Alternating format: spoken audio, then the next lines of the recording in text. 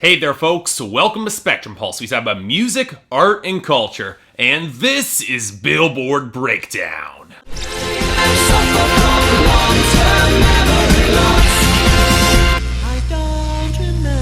You know, after how rough last week was, it's nice to see things pivot back to something that's pretty damn agreeable. Now, part of this was the loss of Christmas music, which triggered a lot of re-entries and boosts, no complaints there. And sure, there are definitely some questionable songs and trends, but I'm not quite as angry about it as I even expected I would be. Mostly thanks to our new arrivals, one in specific, and one specific entry in the top 10 that I never would have expected at the beginning of this year. Now, it's a shame that it's the most interesting thing to happen to our top 10 because for the most part, things didn't really change all that much. Adele's Hello clings onto the number one spot for another week, 10 weeks in, mostly thanks to a considerable airplay and sales boost that comes with losing Christmas music, gains that Sorry by Justin Bieber didn't really claim at all. Yeah, even though it had strong sales and absolutely ruled streaming, airplay seems to have peaked, a sign that it might not have the same staying power as its competition beyond the holidays. The closer competition is probably Love Yourself by Justin Bieber at number 3, which has considerable streaming and sales but can really support it with real airplay momentum, which is saying something. What doesn't really have momentum is Hotline Bling by Drake at number 4, which might have some traction on sales and streaming, but airplay is slipping a fair bit. That's where we get What Do You Mean by Justin Bieber at number 5, which has just as shaky airplay, slipping YouTube, and only decent sales. The track that capitalized most on this is Stitches by Shawn Mendes, which rebounded up to number 6 on boost in streaming and airplay, plus a pretty good sales week, but if I'm being completely honest, I don't see it lasting much longer. And now it was enough to elbow back Same Old Love by Selena Gomez down to number 7, which had weaker than expected sales and shakier airplay, but what hurt it more was a loss in its already weak streaming. It also pushed back Here by Alessia Cara to number 8, but you know what, that might have happened anyway. Weakening sales, streaming losses, uncertain airplay, it might not hold in the top 10 for much longer. But now we have to talk about the new top 10 entry at number 9, Stressed Out by 21 Pilots. Now there's a lot to unpack about this song. Why it managed to crack the top 10 when its companion rising up the charts In the Night by The Weeknd seems to have completely lost momentum. Why it somehow picked up enough sales to push Blurry Face back to number 3 on the Billboard 200 album charts. Why, despite being the worst song off of that album, it somehow had enough streaming and shaky airplay in order to get here. Either way, I'm not sure how long it'll last, but even despite being a weak track off its own album, it's still pretty damn solid all the same. So I'm pretty happy that it's in the top 10. And finally, as expected, it's not going anywhere. Like I'm Gonna Lose You by Meghan Trainor and John Legend sits very stubbornly at number 10 on very solid airplay and pretty decent sales. And pretty much nothing else. Now where things aren't nearly as solid are our losers and dropouts, and there were very few worth caring about in the latter category this week, with the most important being the seasonal exit of Christmas music. You could have called that. Hell, there weren't even that many losers this week, with the biggest losses coming from Chris Brown's song having no traction, with Zero falling down to 95 and Liquor sliding back down to 89. Beyond that, we got the continued failure of Lay It All On Me by Rudimental and Ed Sheeran to grab American radio as it falls down to 88, and then, bizarrely, You Should Be Here by Cole Swindle falling down to 97. Granted, the more I think about it, the more it makes a certain amount of sense, even though I'd argue framing the relationship that he had with his late father through bro country songwriting might actually feel authentic to how they actually were in person. Mainstream audiences probably just heard a typical country tune that doesn't rise above any of the cliches, and you know what, that's a damn shame, because it was more than that. As I said in the past, bro country can be done well, and Cole Swindle proved that with this song, he's got potential. I'm gonna be checking out the sophomore album. I'm hoping it's gonna be good. Granted, it might just be because country had a pretty busy week on the charts, which takes us to our returning entries and our gains. In the former, we had two comebacks that I pretty much expected, with Smoke Break by Carrie Underwood returning to 87, and We Went by Randy Houser stepping up to 98, along with Jug by Fetty Wap and Monty climbed back to 96, but I don't really predict this lasting, especially when RGF Island by Fetty Wap jumped up to 74, and it's plainly the better song. It's the gains this week that were considerably more numerous, and the easiest explanation for most comes with the end of the year. A lot of radio stations like to replay the biggest hits for their own personal year-end list, just like what I do, so it's no surprise that See You Again by Wiz Khalifa and Charlie Puth went back up to number 30, and Downtown by Macklemore, Ryan Lewis, and their collaborators rebounded up to 72. Then we had our country gains. Beautiful Drug by Zac Brown Band rebounding to 81, beside barely being country, and Dims by Kelsey Ballerini actually sticking a little bit closer to country at 76. And then we had the somewhat odd trend of white people making very white music, is the best way possibly to describe it, with Stand By You by Rachel Platten leaping up to 50, One Call Away by Charlie Puth surging up to 36, Hollow by Tori Kelly picking up to 80, and Good to Be Alive Hallelujah by Andy Grammer surging up to 62. Okay, look, mostly these songs aren't that bad, but can we have this not become a trend? I don't want to enable Meghan Trainor having potentially more chart success by having more of her peers. Of course, it's already enabling some of our most clueless and insufferable of our new entries, with New Americana by Halsey going up to 60 and Hideaway by Daya going up to 31. But then again, they're probably here to counterbalance against the dark ugliness of Really Really by Kevin Gates going to 79 after its debut last week, or Sorry Not Sorry by Bryson Tiller rising up to 77. And on the topic of ugliness, Jason Derulo's Get Ugly took off this week to 70 off its debut, and you know it's not exactly a great thing when it's in the upper tier of the gains this week. Of course, on the top of that list is Irresistible by Fall Out Boy, likely still getting traction thanks to Demi Lovato as it rises up to 55. And finally, just like last week, we have Right Hand by Drake picking up to 66, mostly thanks to picking up a fair amount of streaming as sort of a sleeper hit. I'll repeat what I said last week though, I'm kind of just burned out on Drake at this point, and this song just doesn't do enough for me to be more than just kind of forgettable. In most cases,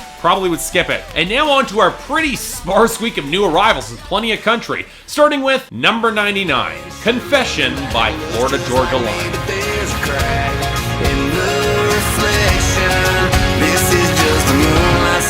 Ring of smoke, right hand on cold one, confession.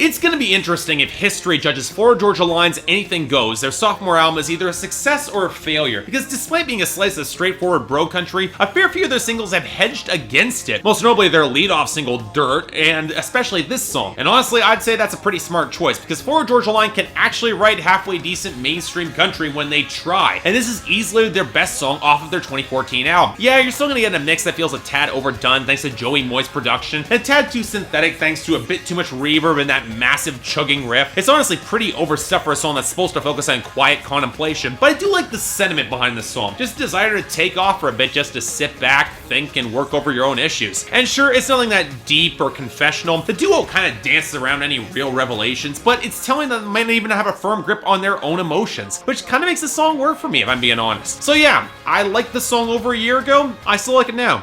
Good song. Number 94, Break On Me by Keith Urban. Come apart in my hands.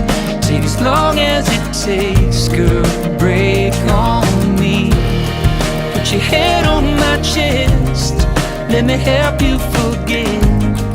When your heart needs to break, just break on me. Okay, to explain this, who among you guys remembers Lone Star? They were a pop country act in the late 90s, early 2000s. They had a #1 hit, their second #1 hit, called Come Crying to Me. That always kind of bothered me on some level. Yeah, it was catchy, actually pretty well orchestrated, but it's also kind of condescending in its approach to winning this girl over. How when she's at her worst, she can always come crying to him. And the very upbeat, peppy tone of it all didn't really help matters. Well, it looks like Keith Urban pretty much remade that song, and I'm honestly not certain if it's any better. Granted, I like the more understated tone with the great acoustic texture against the muted bass, the faded background textures, and the sparse percussion, but when you place those warbling background vocals against lyrics that are, if anything, more explicit about this girl just completely falling apart, I just can't enjoy this song as much as I'd like. It just feels a little condescending to me. I mean, I'm not doubting that Keith Urban is sincere in his premise of providing comfort to her, but the framing of the song and the writing just kind of rubs me the wrong way. Maybe it's just how it's framed. I get why people might like the song, but I don't think I do, at least if I'm being honest. Number 92, Mr. Misunderstood by Eric Church. Old time rock and roll. Elvis Costello, Ray Wiley, Hubbard, and think Jeff Tweedy. It's one bad mother, Mr. Misunderstood. Mr. Misunderstood. Well, it took it long enough. It's rare that a song that wasn't just on one of my favorite albums of last year, but was close to making my list of my favorite songs of last year hits the charts, and yet Eric Church's title track off his excellent return to form has finally landed here after landing in Canadian charts first, and I couldn't be happier. And the key to why the song works so damn well is in the framing. Normally these sorts of anti-bullying tracks can ring as a little bit hand-fisted or pandering, but Eric Church is a sharper writer than that, and it's entirely in how he positions his own story. Sure, he had those rock star dreams that were kind of unrealistic, but then he spends the next several verses articulating the long, harrowing journey he took to get to where he is. And thus, when he looks back on that weird kid at the back of class, it isn't sympathy or a message of it gets better, it's just understanding, which is a much more honest and powerful message. Coupled with some fantastic lyrical detail, including some great singer-songwriter shoutouts that you wouldn't otherwise expect, and a melody that calls back to Wilco and Don McLean without ripping them off, with great acoustic texture against those smoky guitars and all those tempo changes. Yeah, this song, goddamn great. Really love it. I'll admit it's country music for music nerds, and it might run contrary to all the posturing that Eric Church has delivered in the past, but it feels far more authentic and honest than all of that. In other words, please let the song become a hit because it is awesome. And finally, number 85, Watch Out by 2 Chainz. Watch out, little bitch. Watch out, little bitch. Watch out, little bitch. Hey, watch out, little bitch. You getting mad. I'm getting rich.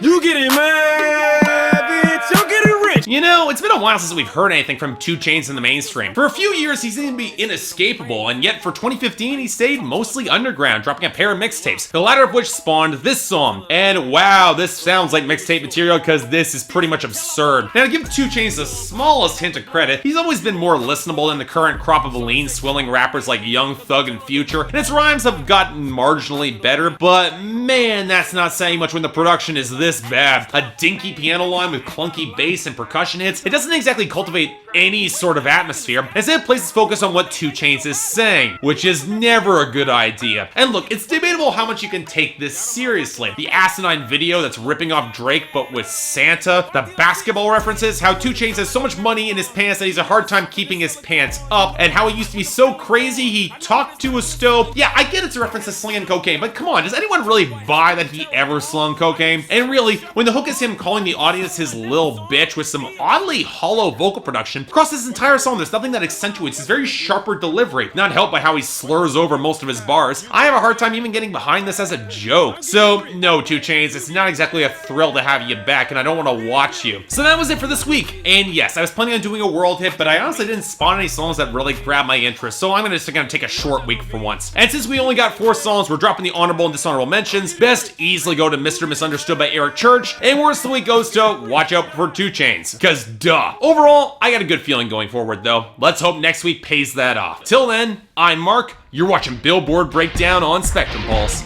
and I'll see you next time.